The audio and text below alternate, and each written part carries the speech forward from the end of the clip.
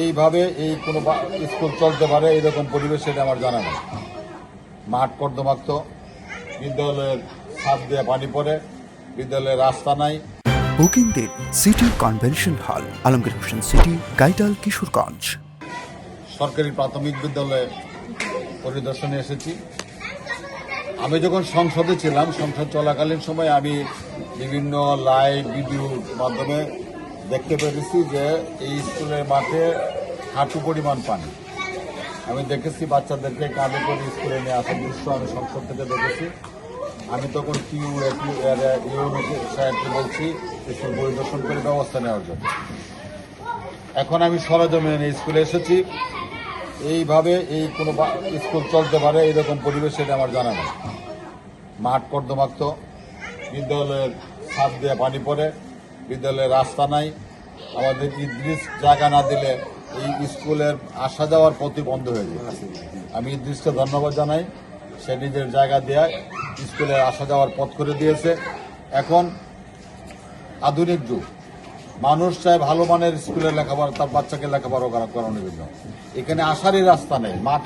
মাঠ কর্দমাক্ত, বিদ্যালয়ের ছাদ দিয়ে পানি পড়ে এবং সমস্ত এনভায়রনমেন্টটা হলো শিক্ষার অনুকূলে না।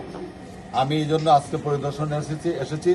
এর মধ্যেও আজকে এই স্কুলের ৭৬ জন ছাত্রছাত্রী উপস্থিত আছে আজকে বৃষ্টির দিন, এবং এই কর্দমাক্ত মাঠে স্কুলে যেখানে ছাদ দিয়ে পানি পড়তেছে, এই আমার পায়ের নিচে পানি আছে।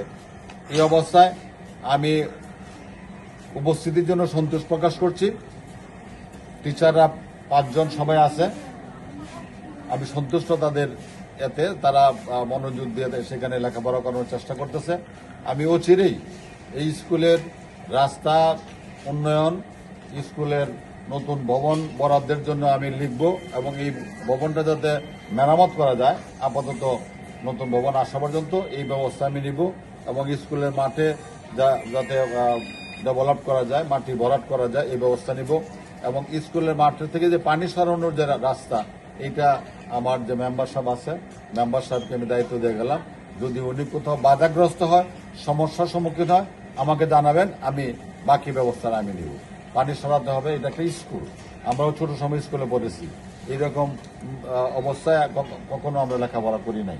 আমি স্কুলের যারা আছেন সংশ্লিষ্ট আশেপাশে যারা গার্জিয়ান আছেন সকলকে অনুরোধ করব যে আপনারা স্কুলের প্রতি খেয়াল রাখবেন, এবং আমি সামনের দিনে যে বরাদ্দ আসবে এই বরাদ্দ থেকে স্কুলের জন্য উন্নতি করব।